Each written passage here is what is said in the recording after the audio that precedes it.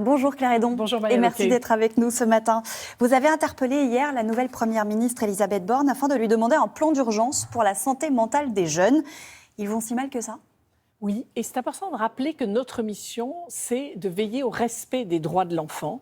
Et quand autant de jeunes sont en souffrance, vont mal, n'arrivent pas à accéder aux soins, de fait, leurs droits ne sont pas respectés. Et pas simplement, je dirais, le droit d'accéder aux soins, mais on voit bien que ça a un impact aussi sur le droit à l'éducation. Et nous sommes garants aussi du respect, vous savez, de la Convention internationale des droits de l'enfant, qui précise des choses là-dessus, justement, sur le droit à la santé, le droit au bien-être. Et là, ce que nous observons, ce n'est pas le cas.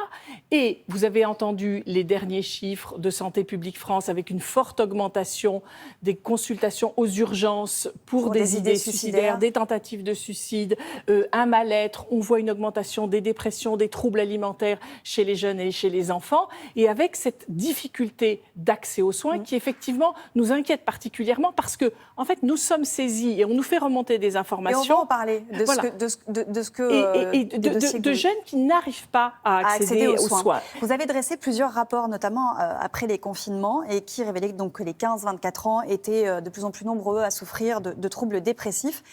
Personne ne vous a écouté. C'est un peu le sentiment qu'on peut avoir. Effectivement, c'est le rapport qu'on a rendu au moment de la Journée internationale des droits de l'enfant sur la santé mentale. Voilà, santé mentale des enfants à Andromède, il y a 6 mois exactement. Et en 6 mois, non seulement peu de choses ont été faites, mais en fait, la situation s'aggrave. Et quand vous voyez la dernière étude de Santé publique France, sur les 3 derniers mois, il y a une augmentation, justement, des tentatives de suicide de 25% par rapport à 2021, qui était déjà une période de crise. Donc, non seulement la crise ne baisse pas, elle continue à augmenter. Et on avait fait, effectivement, un certain nombre de recommandations qui ne sont pas suffisamment suivies. Alors, il y a eu des avancées, mais vraiment pas du tout suffisantes. Ouais. Les délais d'attente dans les centres médico-psychopédagogiques, qui sont de 6 mois, 1 an, 18 mois. Alors certes, des postes ont été créés, mais enfin, il n'y a pas assez de CMP de ces centres. Déjà, il y en a 400, il y a eu 400 postes créés, mais un poste alors qu'il y a 6 mois ou 1 an d'attente, c'est pas du tout suffisant.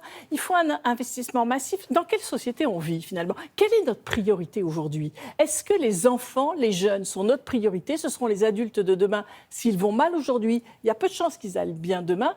Vraiment, ça pose cette question-là. Notre priorité aujourd'hui, est-ce que ça peut être quand même les enfants ? Et apparemment, c'est une priorité, justement, du président de la République et du gouvernement. Et maintenant, il faut justement des actes. C'est une année européenne aussi sur la jeunesse, 2022. Sur les près de 97 000 dossiers, je crois, que vous traitez chaque année. Même 115 000 pour l'année 2021, si vous voulez. Oui, absolument. Notre dernier rapport n'est pas encore sorti, volontairement, parce qu'on veut le présenter à l'Assemblée nationale, à la nouvelle Assemblée.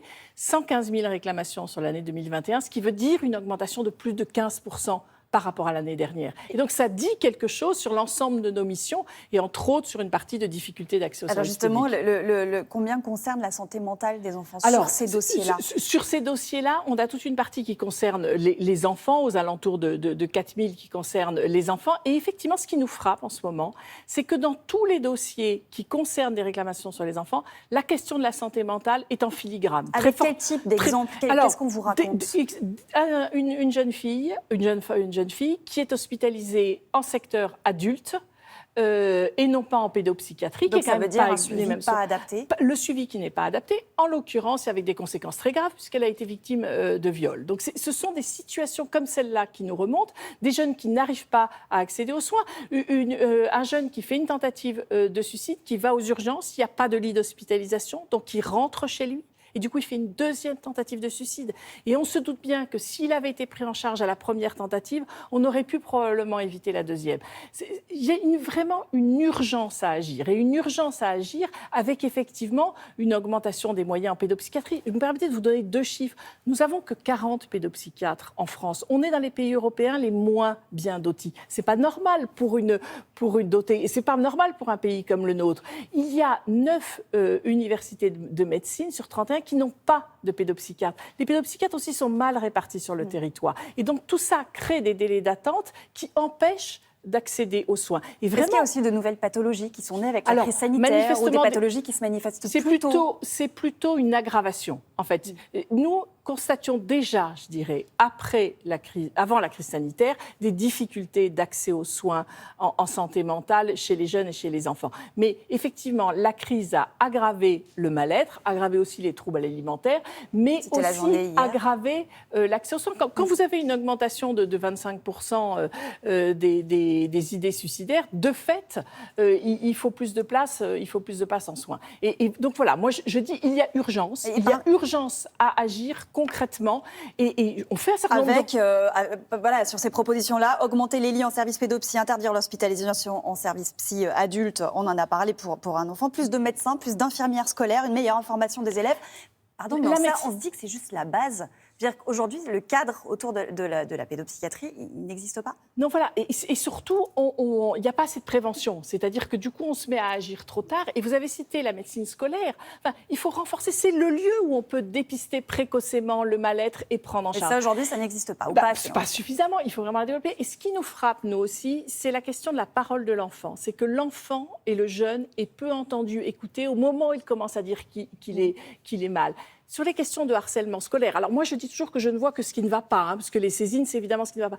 Dans les situations de harcèlement scolaire, l'enfant a été entendu très tard. On dit tout le temps, mais pourquoi il n'a pas parlé plus tôt ? Mais il n'a pas été écouté. Il y a eu des signes, il a commencé à dire que ça n'allait pas, et on le prend en charge beaucoup trop tardivement, on l'écoute trop tardivement, et on ne le prend pas assez en compte. Et je pense que sur ces questions-là, il y a urgence.